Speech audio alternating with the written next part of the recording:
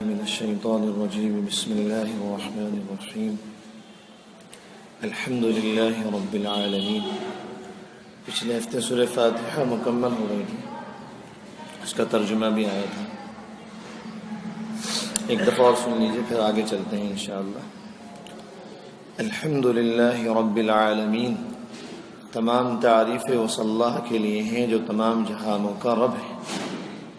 الرحمن الرحیم، جو سب پر مہربانی کرنے والا، رحیم اور بہت مہربانی کرنے والا ہے۔ مالک یوم الدین، جزا کے دن کا مالک ہے، قیامت کے دن کا۔ آگے دعا ہے، ایاک نعبد و ایاک نستعین، اے اللہ ہم تیری ہی عبادت کرتے ہیں اور تجھ ہی سے مدد چاہتے ہیں۔ اہدنا الصراط المستقیم، ہمیں سیدھا راستہ دکھلا دیجیے۔ آپ لوگ پڑھتے ہیں، یہ سنتے ہیں ذرا غور سے۔ صراط الذین انعمت علیہم، ان لوگوں کا راستہ جن پر آپ نے انعام کیا۔ غیر المغضوب علیہم ولا الضالین، ہم ان لوگوں کا راستہ نہیں چاہتے جن پر آپ کا غضب ہوا۔ ولا الضالین، اور نہ گمراہوں کا راستہ چاہتے ہیں۔ شروع میں اس آیت میں اللہ تعالیٰ کی تعریفیں ہیں، الحمدللہ رب العالمین الرحمن الرحیم، پھر بعد میں دعا ہے بندے کی طرف سے، ایاک نعبد، اے اللہ ہم تیری عبادت کرتے ہیں، تجھی سے مدد چاہتے ہیں۔ تو اس سورہ فاتحہ سے یہ معلوم ہو گیا کہ اگر آدمی کو دعا کرنی ہو تو سب سے پہلے کیا کرے؟ اللہ تعالیٰ کی تعریف بیان کرے کہ اللہ آپ بہت بڑے ہیں، سارا جہاں آپ کے قبضے میں۔ اسی لیے تو طریقہ ہی تو سکھایا جا رہا، پہلے کہا الحمدللہ رب العالمین الرحمن الرحیم مالک یوم الدین، یہ تعریفیں کی جا رہی ہیں اللہ تعالیٰ کی۔ اب ایاک نعبد، یہ دعا ہے، تو ہم سب کو یہی طریقہ اختیار کرنا چاہیے کہ پہلے اللہ کی خوب تعریف کریں، عربی کی دعائیں یاد ہوں، عربی کے الفاظ یاد ہوں تو ان کے ذریعے، پھر دوسرے نمبر پر درود شریف پڑھیں۔ درود شریف کے بغیر دعا قبول نہیں ہوتی۔ حضرت عمر بن خطاب رضی اللہ تعالی عنہ فرمایا کرتے تھے کہ جب تک درود شریف نہ پڑھا جائے تو دعا لٹکی رہتی ہے زمین آسمان کے بیچ میں، قبول نہیں ہوتی۔ درود شریف پڑھیں گے تو دعا قبول ہوگی۔ ارادہ تو یہی تھا کہ شروع سے چلیں، تفسیر لے گئے، لیکن ایک صاحب نے رائے دی تو بعد میں وہ اچھی معلوم لگی رائے کہ ام کے پارے کی ہو جائے پہلے خاص آیتوں کی تفسیر، کیونکہ ہم لوگ وہ پڑھتے رہتے ہیں، سنتے رہتے ہیں نماز میں، ان کا ترجمہ ذہن میں رہے، ایک دو الفاظ بھی یاد آ جائے موقع پہ تو بہت اچھا رہتا ہے۔ اچھا، ہم نے بھی کئی دفعہ کی، کئی جگہ کی تفسیریں تو ادھر ہی سے شروع کی، تو اب ذہن یہ چاہ رہا تھا کہ باقی نیا طریقہ ہونا چاہیے کچھ جس میں اپنا بھی فائدہ ہو لوگوں کا بھی، تو ہم ادھر سے شروع کرتے ہیں، شروع پارے سے تو نہیں، الف لام میم ام کے، لیکن کچھ صورتوں سے جو عام طور پہ شروع کی جاتی ہیں، یعنی نمازوں میں پڑھی جاتی ہیں، خاص طور سے عشاء میں، تو ہم شروع کرتے ہیں سورہ شمس سے، والشمس وضحاها، بسم اللہ الرحمن الرحیم۔ یہ سورہ شمس مکیہ ہے۔ میں نے آپ کو بتایا تھا مکی وہ صورت ہوتی ہے جو ہجرت کے بعد، یعنی ہجرت سے پہلے نازل ہوئی ہو۔ یہ ضروری نہیں کہ وہ مکے میں نازل ہوئی ہو، چاہے مکے میں نازل ہوئی ہو یا مدینے میں نازل ہوئی ہو، اگر ہجرت سے پہلے نازل ہوئی ہے تو وہ مکی ہے۔ فرماتے ہیں والشمس، بڑی اہم صورت ہے، ذرا توجہ دیجیے۔ آج 7 قسمیں اللہ تعالیٰ نے اس میں کھائی ہیں۔ ایک تو اللہ تعالیٰ کو قسم کھانے کی ضرورت نہیں، کوئی قسم تو ہم جیسے لوگ کھائیں گے، لیکن پھر بھی اللہ تعالیٰ نے 1 نہیں 2 نہیں 7 قسمیں کھائی ہیں۔ اب 7 قسمیں کھانے کے بعد کیا کہیں گے وہ میں بتاؤں گا انشاءاللہ۔ فرماتے ہیں والشمس وضحاها، قسم ہے سورج کی اور اس کی روشنی کی۔ والقمر اذا تلاها، اور قسم ہے چاند کی جب وہ سورج کے پیچھے آ جائے، یعنی سورج ڈوبنے کے بعد ہی نکلتا ہے نا چاند۔ والنہار اذا جلاها، اور قسم ہے دن کی جب وہ سورج کو چھپا دے، یعنی اس کو دنیا کو روشن کر دے۔ 3 قسمیں ہو گئی۔ واللیل اذا یغشاها، اور قسم ہے رات کی جب وہ سورج کو چھپا دے، کیونکہ جب رات آتی ہے تو سورج چھپ جاتا ہے۔ آگے فرماتے ہیں والسماء وما بناها، قسم ہے آسمان کی اور اس کے بنانے والے کی۔ والارض وما طحاها، قسم ہے زمین کی اور اس کے بچھانے والے کی۔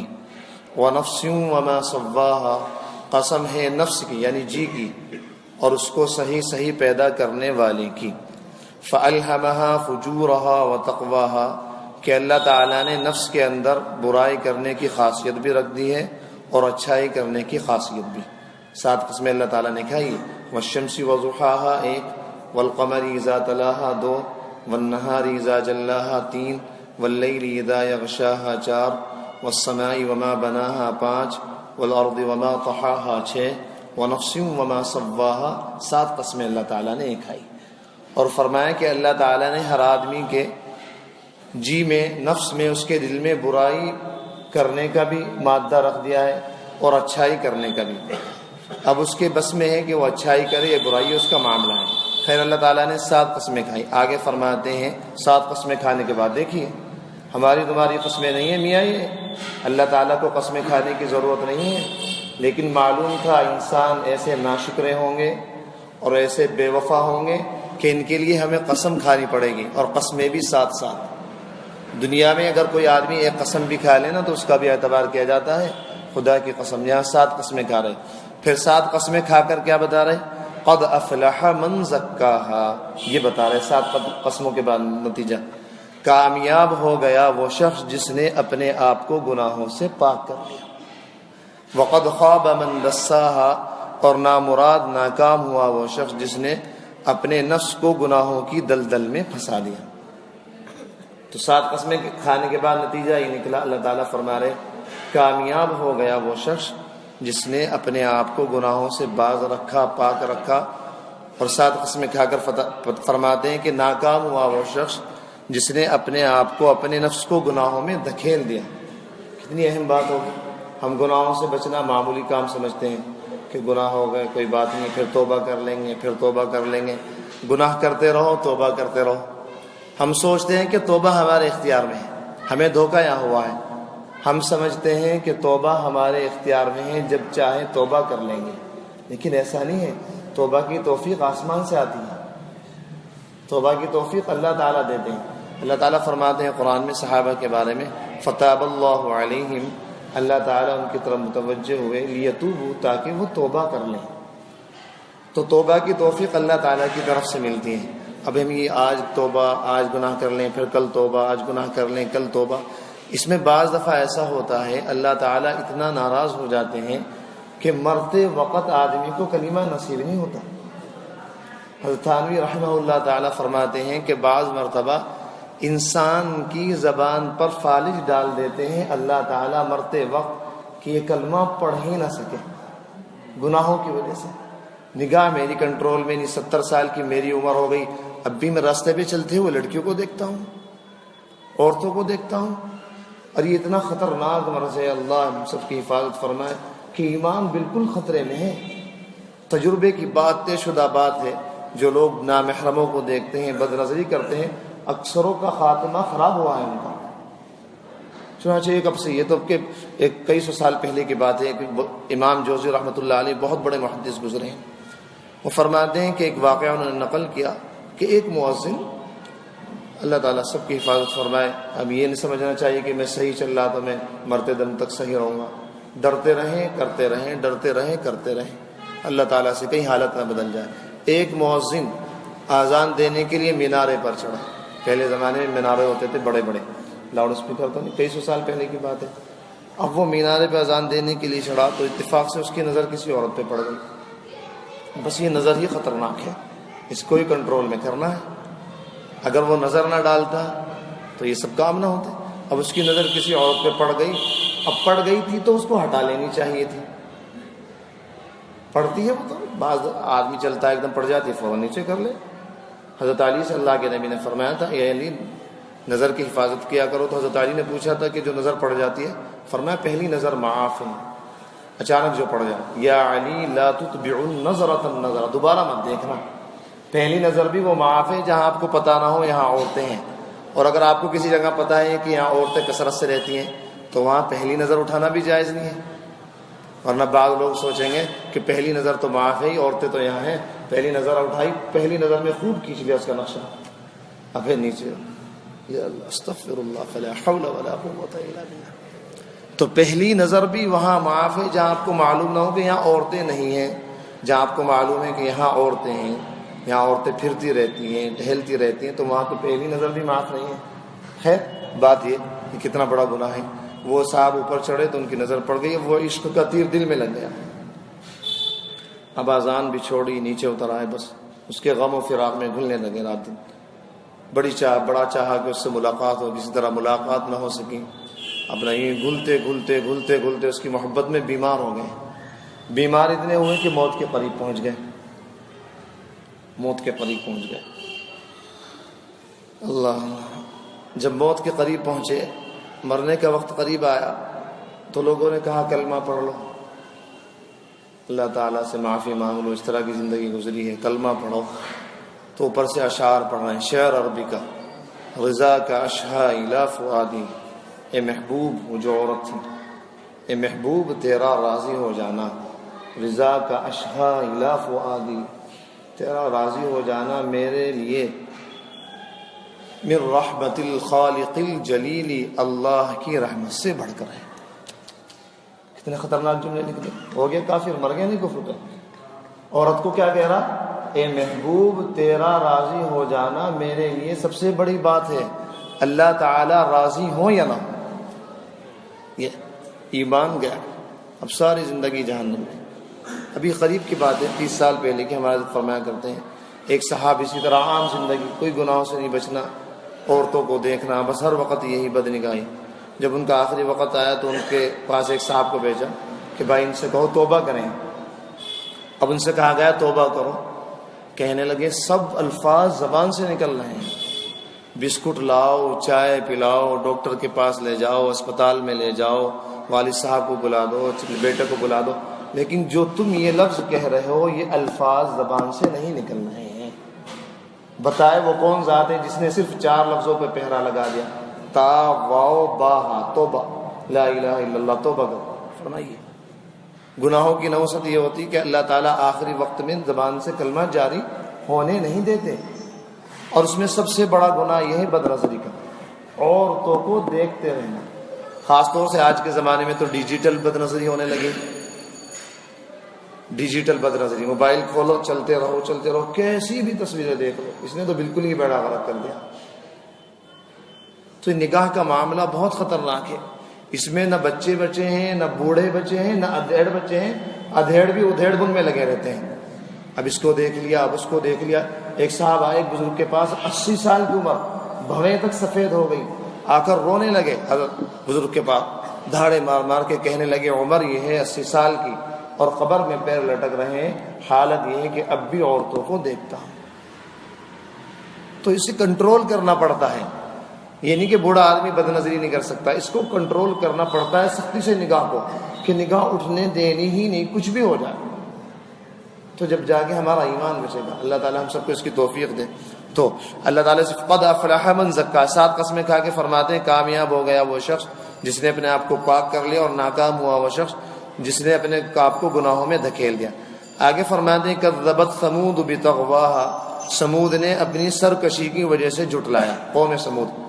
اللہ تعالیٰ نے تذکرہ فرما دیا، اذ انبعث اشقاہا، جب اس کا سب سے بد نصیب آدمی اٹھا۔ قوم سمود ایک بہت طاقتور قوم گزری ہے، اس کے بارے میں حضرات مفسرین فرماتے ہیں اتنی طاقتور قوم تھی، پہاڑوں کو کھود کھود کر اپنا گھر بناتے تھے، زمینوں پہ نہیں ہماری طرح زمینوں پہ مکان، اپنے ہاتھوں سے پہاڑ کھودتے اور ان میں باقاعدہ گھر بناتے تھے، اور کہتے تھے من اشد منا قوہ، ہم سے طاقتور کون ہے، ہم سے زیادہ ہمت والا کون ہے۔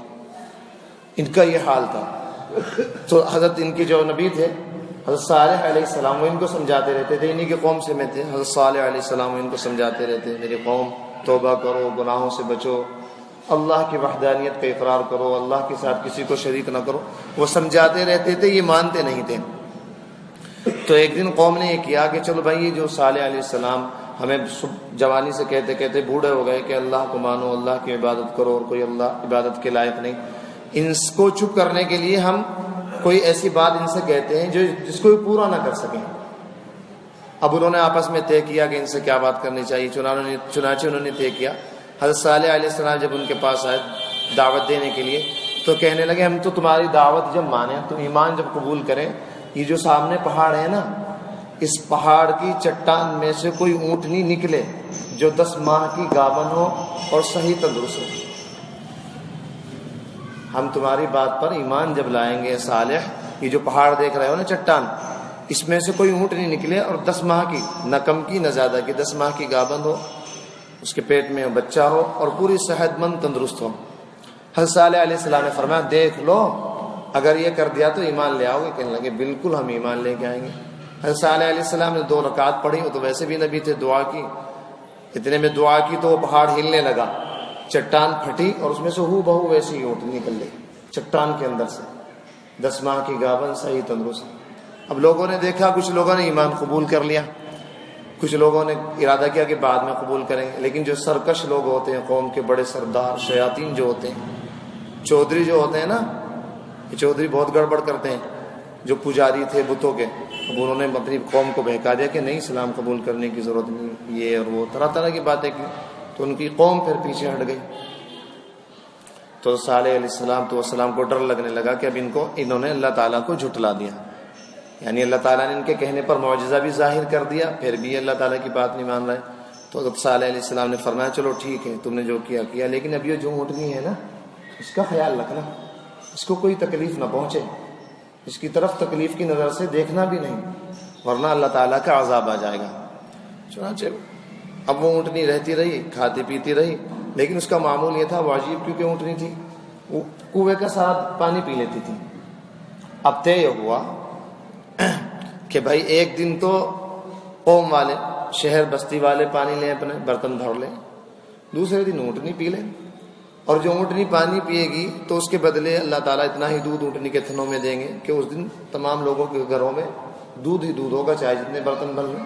یہ ایک دن پہلے اپنے پانی کا انتظام کر لیں، تو اونٹنی کو اللہ تعالیٰ نے عجیب بنایا تھا، وہ پانی پی لیتی تھی سارا۔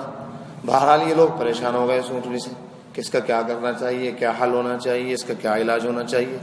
اب آپس میں مشورے میں طے یہ ہوا، ڈرتے بھی تھے کہ اگر قتل کر دیا خدا نخواستہ تو اللہ تعالیٰ کا عذاب آ جائے گا، لیکن ایک عجیب فتنہ ہے ابھی جس کا تذکرہ آ رہا تھا، عورت یہ ایسا فتنہ ہے کہ آدمی کو رہنے نہیں دیتی سکون سے۔ اللہ کے نبی نے فرمایا شیطان کا سب سے زہریلا تیر عورت ہے۔ تو 2 عورتیں جو اس قوم میں بہت خوبصورت تھیں، انہوں نے شرارت کی کہ اعلان کر دیا کہ جو اس اونٹنی کو قتل کرے گا ہم اس سے نکاح کے لیے تیار ہیں، وہ ہمیں حاصل کر لے گا۔ اب یہ اتنا بڑا فتنہ ہے، اللہ تعالیٰ ہم سب کی حفاظت فرمائے۔ اب جب انہوں نے یہ آواز نکالی تو 2 نوجوان تیار ہو گئے، ایک کا نام مصدع، ایک کا نام قزار۔ انہوں نے کیا کیا، اونٹنی جس رستے سے آتی تھی پہاڑ کی طرف سے، وہاں چٹان کے پیچھے چھپ کے بیٹھ گئے مصدع اور قزار۔ مصدع نے جب اونٹنی قریب آئی اس کے تیر مارا، قزار آگے بڑھا، اس نے تلوار سے اس کے چاروں ہاتھ پاؤں کاٹ دیے، اس طرح اس اونٹنی کو قتل کر دیا۔ صالح علیہ السلام کو جب بات پتہ لگی بہت فکر مند ہوئے، بھائی یہ تو بہت خطرناک معاملہ کیا تم نے، اللہ کا عذاب آ جائے گا۔ لیکن کہاں، بدبخت آدمی ایسے ہی ہوتے ہیں، بد نصیب۔ اللہ جن کا نصیب اچھا کرنا چاہتے ہیں اور جن کے نصیب جاگنے والے ہوتے ہیں، وہ نمازیں پڑھتے ہیں، وہ گناہوں سے بچتے ہیں، وہ جھوٹ سے بچتے ہیں، وہ غیبت سے بچتے ہیں، وہ حلال و حرام کی تمیز رکھتے ہیں۔ مجال نہیں کہ ان کی نگاہ اٹھ جائے، مجال نہیں ان کے کانوں میں غلط چیز کی آواز چلی جائے اپنے ارادے سے، ویسے تو چلی جاتی ہے، اپنے ارادے سے مجال نہیں وہ کوئی غلط چیز سن لے۔ یہ بڑے نصیبے کی بات ہے۔ اللہ تعالیٰ جس کو اپنا خاص بنانا چاہیں، جس پہ اپنا فضل کرنا چاہیں اور جس کو خوش نصیب بنانا چاہیں، جس کی دنیا آخرت سنوارنا چاہیں، تو اس کے دل میں اللہ تعالیٰ ایک بے چینی پیدا کر دیتے ہیں، وہ چین سے نہیں رہتا۔ اب اس کو نمازوں کی فکر، اب اس کو جھوٹ کی فکر، جھوٹ سے کیسے بچا جائے، حلال کیسے اپنایا جائے، اب فجر میں مجھے کیسے اٹھنا ہے، کہیں الارم لگا رہا، کہیں اہلیہ کو کہہ رہا، کہیں بھائی کو کہہ رہا، مسلسل وہ پریشان رہتا ہے۔ اور یہ ایسی پریشانی ہے کہ اس پہ ہزاروں سکون اور چین قربان۔ اللہ تعالیٰ جس پر خاص فضل کرنا چاہتے ہیں تو اس کو اس طرح متوجہ کرتے ہیں۔ چنانچہ ان بدبختوں نے پھر بھی توبہ نہیں کی اور حضرت صالح علیہ السلام پر مذاق اڑانے لگے کہ کہاں گیا تمہارا وہ عذاب، کب کو آئے گا وہ تمہارا عذاب۔ حضرت صالح علیہ السلام نے فرمایا اچھا اس کی علامت ہے، پھر سن لو یہ کہ کل کو جمعرات ہے، اور کل کو ہے جمعرات، کل کو جمعرات ہے، جمعرات تو آج سے شروع ہو گیا، کل کو جمعرات بھی ہے اتفاق سے، فرمایا کل کو جمعرات ہے، پہلا دن ہے، پہلے دن تمہارے چہرے زرد ہو جائیں گے، سخت زرد، اور دوسرے دن تمہارے چہرے سخت لال ہو جائیں گے، اور تیسرے دن تمہارے چہرے بار کے دن سخت کالے ہو جائیں گے، اور وہی دن تمہارا آخری دن ہوگا، اسی دن اللہ تعالیٰ کا عذاب آئے گا۔ کہنے لگے چلو دیکھ لیں گے، دیکھتے ہیں کیا ہوتا ہے کیا نہیں ہوتا۔ جیسے آج کا مسلمان کچھ بھی کہو، مولوی کو تو پاگل سمجھتے ہیں، کچھ بھی ایسے مولوی کو کیا پتا، ملا کو کیا پتا کاروبار کیسے ہوتا ہے، بھلا جھوٹ بولے بغیر کوئی کاروبار ہوتا ہے؟ مولوی کو کیا پتا، مولوی تو یہاں کے بیٹھ کے بول کے چلا جائے گا حلال سے بچو حرام سے بچو، مولوی کو کیا پتا بغیر سود کے کیسے کاروبار چل سکتا ہے، بغیر لون لیے کیسے کاروبار۔ مولوی کو سب کچھ پتا ہے، وہ آپ کو بچانے کے چکر میں ہے مولوی، کہ جس طرح میں بچنے کی کوشش کر رہا ہوں جہنم سے، اللہ کے عذاب سے، یہ بھی تو میرے بھائی ہیں، یہ بھی تو مسلمان ہیں، اس لیے وہ بے چین رہتا ہے، ہر وقت تڑپ میں رہتا ہے کہ اللہ میرے بھائی کیوں جہنم کے قریب جا رہے ہیں، ہر وقت وہ اس کوشش میں رہتا ہے کہ ان کو کسی طرح بچاؤں۔ تو چنانچہ ایسا ہی ہوا، پہلا دن ہوا جمعرات کا، تو ان کے چہرے سخت زرد پڑ گئے۔ اب اس پہ اور غصہ آیا، بجائے اس کے کہ توبہ کرتے، اللہ تعالیٰ سے معافی مانگتے، استغفار کرتے، یا اللہ غلطی ہو گئی، اب تو ہم نے آنکھوں سے علامت دیکھ لی، بجائے اس کے اور یہ طے کیا کہ صالح علیہ السلام کو قتل کریں۔ حضرت صالح علیہ السلام کو اللہ تعالیٰ نے بچایا۔ دوسرا دن ہوا تو چہرے لال ہو گئے، بالکل جیسی علامت حضرت صالح علیہ السلام نے بتائی تھی۔ اب تیسرا دن جو ہوا تو چہرے بالکل کالے ہو گئے۔ اب ان کو بھی یقین ہو گیا کہ اللہ کا عذاب آنا چاہیے، چنانچہ اب انتظار میں بیٹھ گئے، اللہ تعالیٰ کا عذاب کب آتا ہے، کیسے آتا ہے، کس طرح آتا ہے۔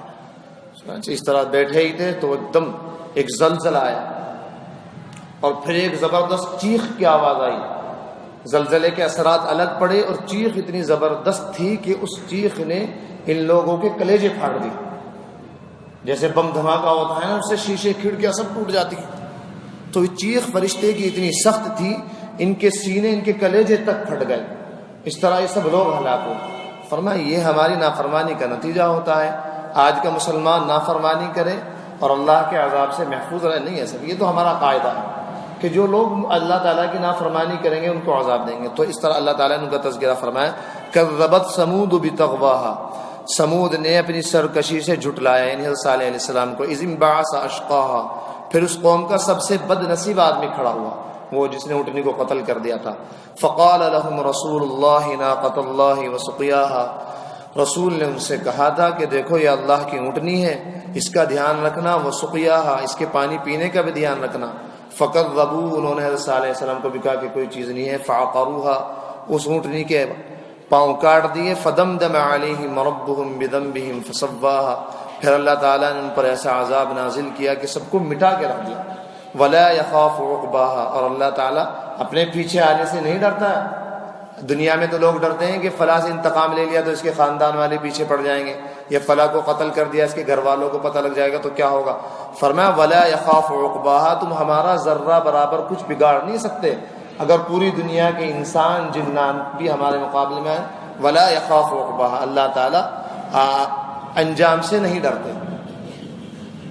پھر سنیے، والشمس وضحاہا، قسم ہے سورج کی اور اس کی روشنی کی، والقمر اذا تلاہا، اور قمر قسم ہے چاند کی جب وہ سورج کے پیچھے آئے، یعنی سورج چھپنے کے بعد جب نکلے، والنہار اذا جلاہا، قسم ہے دن کی جب وہ سورج کو چھپا لے، یعنی رات کی، قسم ہے رات کی جب وہ سورج کو چھپا لے، رات آئے گی تو سورج چھپ جائے گا۔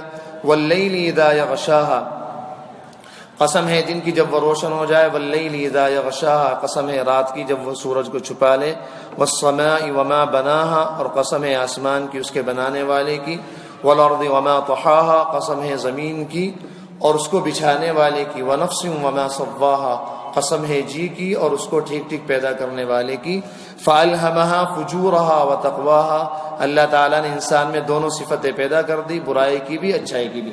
اب اس کا یہ کام ہے برائی کی صفت کو دبائے، اچھائی کو آگے کریں۔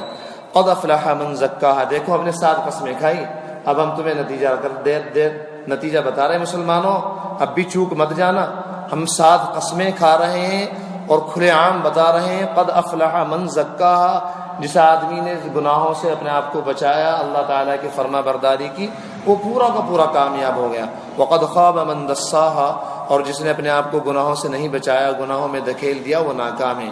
کذبت ثمود بتقواہا، سمود قوم نے اپنی سرکشی سے حضرت صالح کو جھٹلایا۔ اذ انبعث اشقاہا، ان کا ایک بدبخت آدمی کھڑا ہوا، وہی جس نے اونٹنی قتل کی تھی۔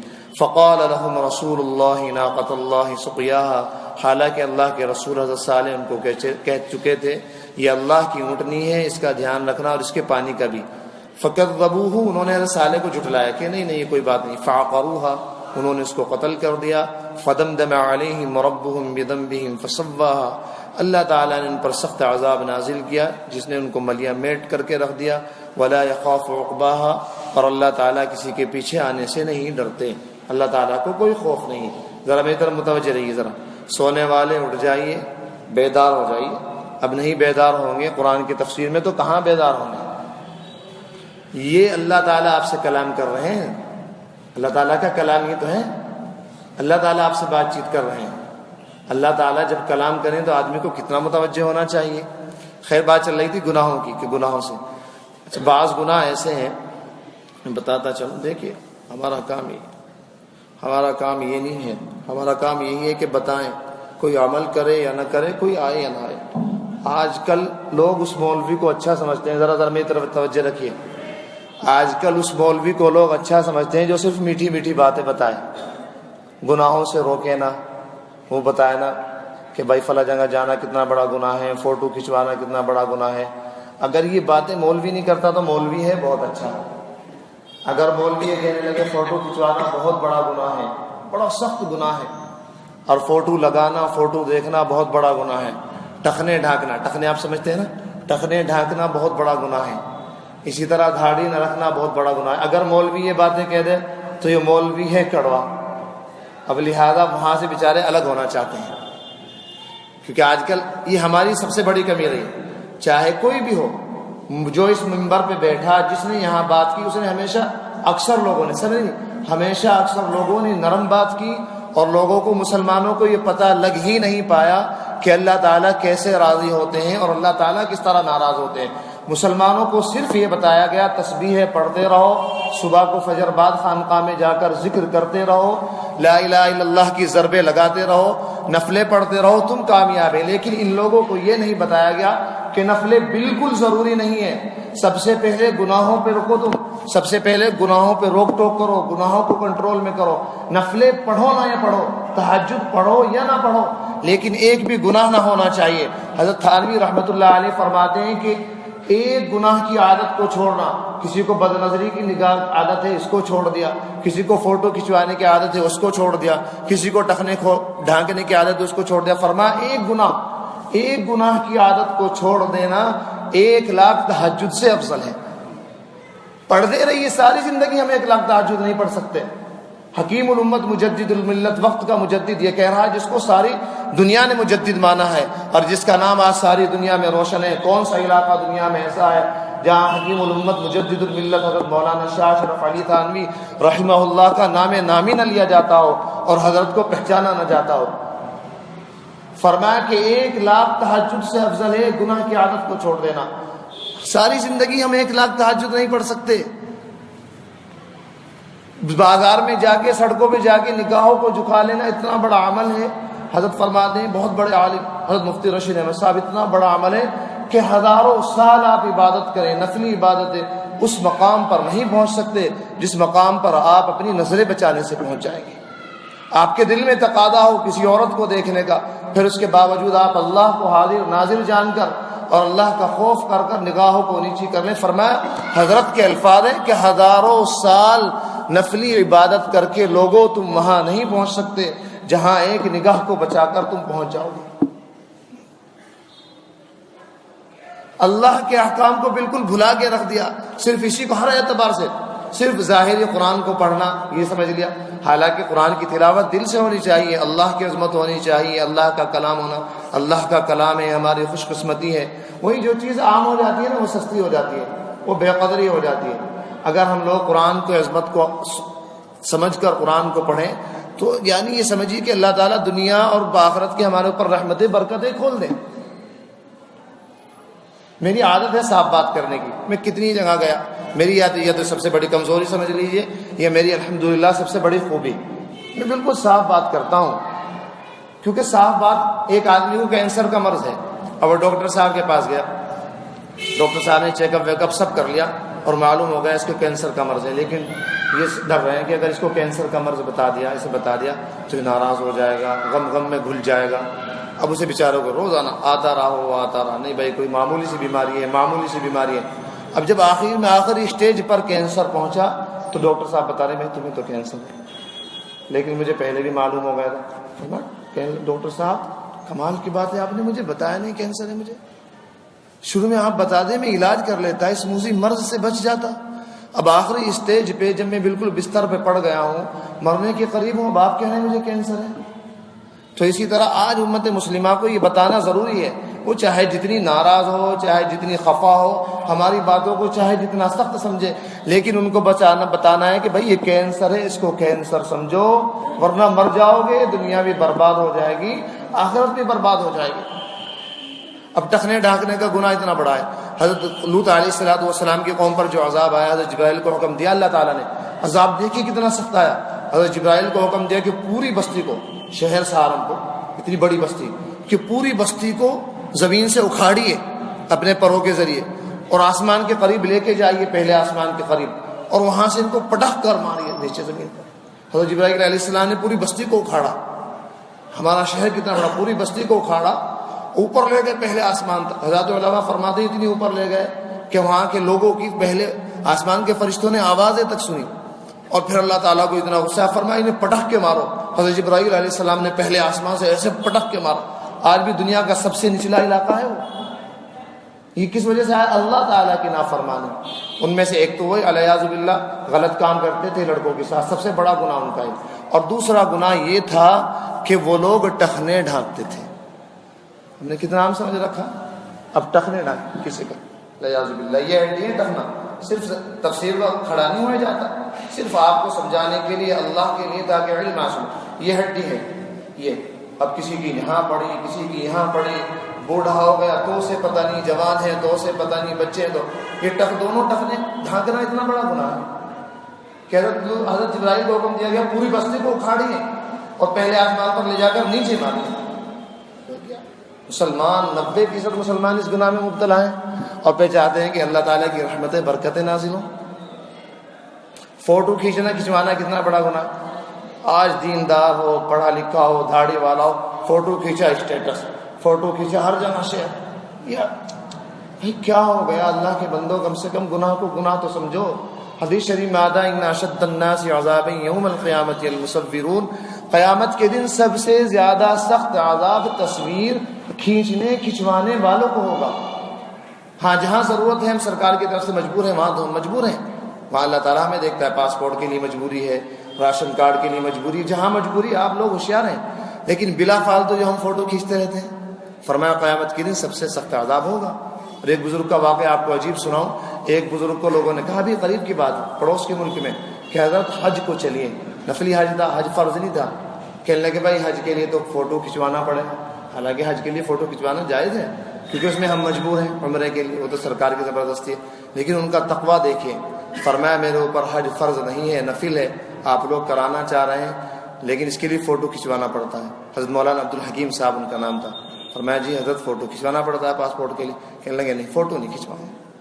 اگر اللہ تعالیٰ نے قیامت کے دن پوچھ لیا عبدالحکیم تمہارے پر تو نفل حج ہی تو تھا، تم نے اس کے لیے فوٹو کیوں کھنچوایا؟ حالانکہ فوٹو کھنچوانا جائز ہے اس عمرے کے لیے، لیکن کہاں کیسے لوگ تھے۔ اور ہمارا کیا حال ہے؟ میرے خود گھر والے، میری بیوی، میرے بچے، میرے بھائی، یہ ایسا، اس کا نام دین ہے، نفلیں پڑھنے کا نام اصل دین نہیں ہے میرے یار دوستو۔ اللہ کرے آپ کی بات سمجھ میں آ رہی، اللہ کرے آ رہی سمجھ میں بات، اللہ کرے آپ کی تو توبہ کریں، خاص طور سے ٹخنے تو بس کھولنا شروع کر دیں، ہر وقت کھولیں۔ نبی اکرم صلی اللہ علیہ وسلم کے پاس ایک صحابی آئے، ان کے ٹخنے ڈھکے ہوئے تھے۔ آپ نے فرمایا بھائی کیا میں تمہارے لیے نمونہ نہیں ہوں؟ کہنے لگے یا رسول اللہ وہ پنڈلی کا گوشت سخت خشک ہو گیا، کچھ بیماری ہے۔ فرمایا بیماری ہو یا کچھ ہو بھائی ٹخنے تو کھولنے پڑیں گے۔ موضوع سے چھپ جائیں وہ الگ بات ہے، موضوع سے چھپا سکتے ہیں، اوپر سے جو لباس آتا ہے کرتا ہو، پاجامہ ہو، جبہ ہو، پینٹ ہو، شلوار ہو، اس سے ٹخنے بجھا۔ حضرت عمر بن خطاب رضی اللہ تعالیٰ عنہ کا آخری وقت ہے، یہودی نے پیٹ میں خنجر مارا اور زخم اتنا گہرا کہ حضرت کو دودھ پلایا جاتا ہے اور پیٹ میں کو نکل رہا ہے زخم میں، فوراً دودھ باہر نکل رہا ہے، آپ لیٹے ہوئے، آخری وقت بالکل۔ ایک لڑکا آیا، اس کا دیکھا ٹخنے ڈھکے ہوئے، فرمایا یا غلام، اے بچے، ارفع ازارک، اپنے ٹخنوں کو کھول لو۔ کتنا بڑا گناہ ایسے وقت میں کہ حضرت عمر بن خطاب انتقال کا وقت قریب شہادت کا، کہنے ٹخنے کھول لو۔ اور فرمایا نبی اکرم صلی اللہ علیہ وسلم نے، نامراد ہے وہ شخص، اس پر اللہ کی لعنتیں برستی رہتی ہیں جو آدمی اپنے ٹخنوں کو ڈھانکتا ہے۔ یہ چیزیں اللہ تعالیٰ ہم سب کو سچی پکی توبہ کرنے کی توفیق عطا فرمائے گناہوں سے۔ ایک واقعہ توبہ کا سنیے، اس کے بعد بات ختم۔ اللہ تعالیٰ ہمیں بھی پکی اسی طرح کی توبہ۔ حضرت حسن بصری رضی اللہ تعالیٰ تابعی ہیں، بہت بڑے اللہ والے۔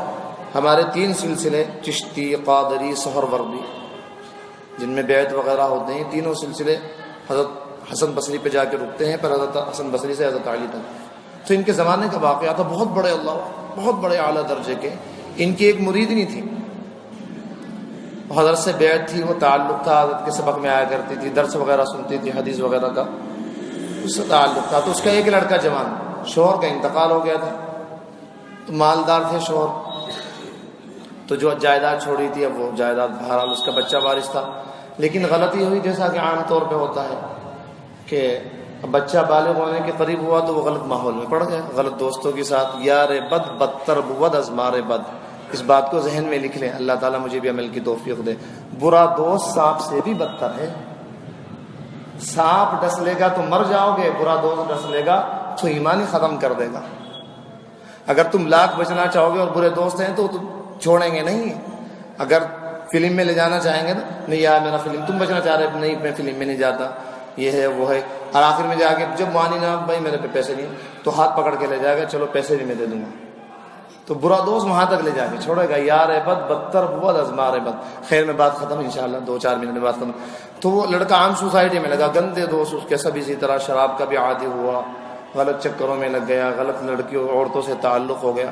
اب اس کی ماں اس کو رات دن سمجھاتی رہتی تھی، بیٹا ایسا نہیں کرتے، بہت بڑا گناہ ہے، اور یہ ہے اور وہ، بس جو بھی اس کے پاس بیچاری کے الفاظ تھے خوب سمجھاتی رہتی تھی۔ اور چلو حضرت کے پاس چلو، حضرت سیدنا حسن بصری کے، میں حضرت کے پاس لے جاؤں گی، ان کے ہاتھ پہ توبہ کر لینا، طرح طرح کی وہ سمجھاتی رہی، لیکن اس کے کان پہ جوں نہ رہیں گی۔ اب اسی طرح عیاشی میں پڑا رہا، عیاشی میں پڑھ کے حالت یہ ہوئی کہ بیمار ہو گیا بالکل۔ اب بیمار جب ہوا، بستر پہ لیٹ گیا، اسے محسوس ہوا کہ میرے کچھ ہی دن باقی ہیں، محسوس ہو جاتا ہے آدمی کو کہ بس میں مرنے والا ہوں۔ تو اپنی والدہ کو بلایا، کہنے لگا امی میں نے بہت گناہ کیے، بہت نافرمانیاں کی، میں اللہ تعالیٰ کے سامنے توبہ کرنا چاہتا ہوں، آپ حضرت کو بتائیے، حضرت حسن بصری کو کہیے کہ وہ بچہ میرا جو ہے وہ توبہ کرنا چاہتا ہے اور گناہوں سے معافی مانگنا چاہتا ہے، اور میرا وقت قریب ہے، اور اگر میرا انتقال ہوا تو کہیے کہ سیدنا حسن بصری رضی اللہ عنہ رحمۃ اللہ علیہ میرا نماز جنازہ پڑھائیں۔ ماں والدہ بہت خوش کہ میرے بچے نے آج توبہ کر لی، چلو مرنے سے پہلے، وہیں کا تو اصل معاملہ ہے نا، مرنے سے پہلے توبہ کر لیا۔ حضرت حسن بصری کے دروازے پر، فرمایا کون دروازہ بجا رہا ہے؟ فرمایا آپ کی خادمہ، میرا وہ جو بچہ تھا اس نے وہ توبہ کرنے کا ارادہ کر رہا ہے اور کہہ رہا ہے کہ اگر میرا انتقال ہو جائے تو حضرت سے فرمانا کہ وہی میرا نماز جنازہ پڑھائیں۔ حضرت کیونکہ اسے بہت سمجھا چکے تھے، سینکڑوں مرتبہ سمجھا چکے تھے، تھک چکے تھے، تو حضرت نے سوچا کہ آج بھی یہ سب ویسے ہی کر رہا ہے، اس کا کوئی توبہ وبا کا مطلب نہیں۔ حضرت فرمایا جاؤ، میں نہیں آتا، منع کر دو اسے، میں نہیں آتا، اور یہ کہنا کہ حسن بصری تمہاری نماز جنازہ بھی نہیں پڑھائے گا۔ اب والدائیں روتی ہوئی بچے کے پاس، بچے نے والدہ کی آنکھوں میں آنسو دیکھے تو پوچھا امی کیا ہوا؟ کہ نہیں، کتنا بد نصیب ہے تو، کتنا بد نصیب ہے تو، حضرت نے حسن بصری نے تیری نماز جنازہ تک سے انکار کر دیا۔ اب یہ بات سنی تو اس کے دل پہ چوٹ لگی، بہت رویا اور فرمایا امی صحیح بات ہے، گناہ گاروں کا یہی انجام ہونا چاہیے۔ اب جب میں مر جاؤں تو آپ یہ کرنا کہ اپنا دوپٹہ میرے گلے میں باندھ کر باہر سڑک پہ گھموانا مجھے کتے کی طرح، تاکہ لوگوں کو معلوم ہو کہ اللہ کے نافرمان کی یہ حالت ہوتی ہے، اللہ کا نافرمان اس طرح ذلیل ہوتا ہے۔ خیر توبہ کر لی، انتقال ہوا۔ اسی طرح سیدنا حسن بصری لیٹے قیلولہ کے لیے، اللہ تعالیٰ خواب میں آئے، اللہ تعالیٰ کی زیارت ہوئی، فرمایا حسن بصری تم کیسے میرے دوست ہو بھائی؟ میرے ایک دوست کا جنازہ پڑھانے سے انکار کر رہے ہو؟ کہاں تو اتنا بڑا شرابی عیاشی، لیکن چند لمحے پہلے توبہ کی مرنے سے اللہ تعالیٰ اس کو فرما رہے ہیں حضرت حسن بصری کو، حسن بصری تم کیسے ہو بھائی؟ ہمارا ایک دوست انتقال ہو گیا ہے، تم اس کی نماز جنازہ پڑھنے سے انکار کر رہے ہو؟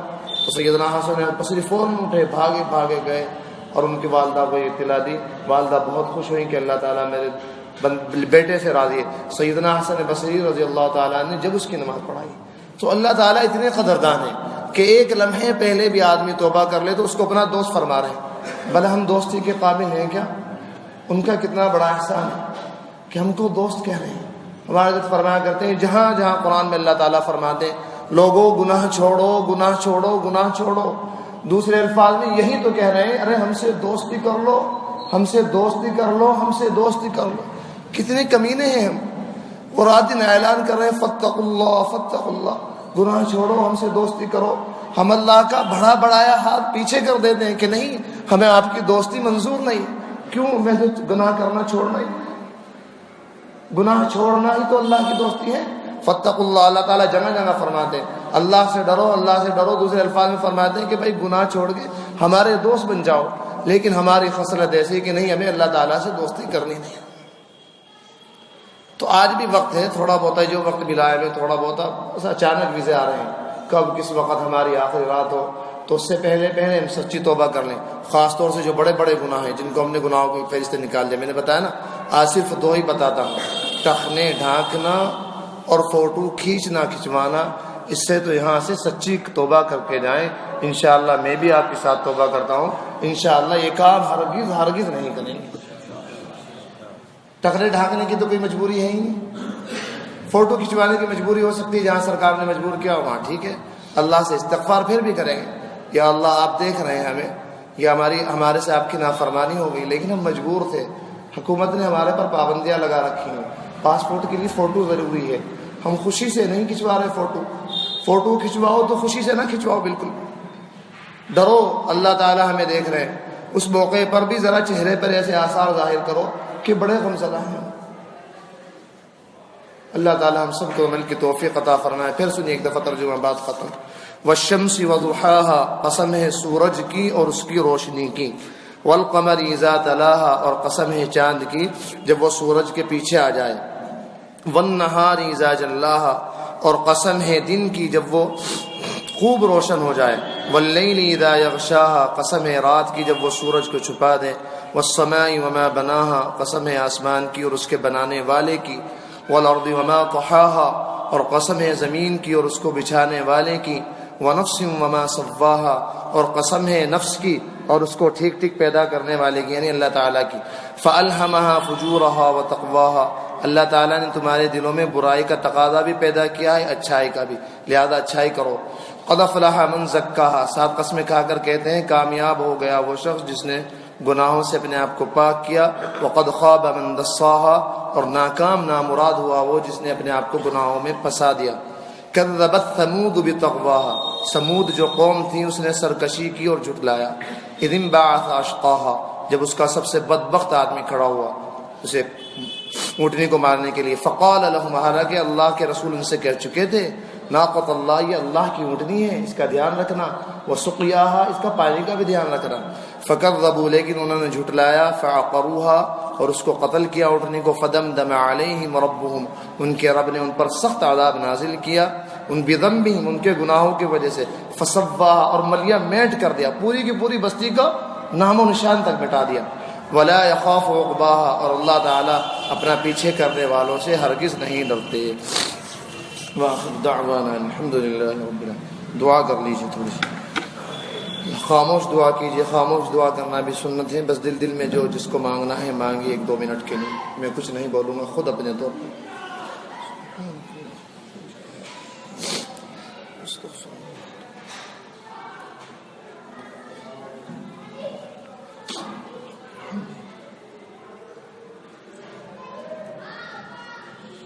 جو دل میں حاجات ہیں ان کو مانگیں اللہ تعالیٰ سے، اللہ کی محبت، اللہ کا خوف اپنی زبان سے۔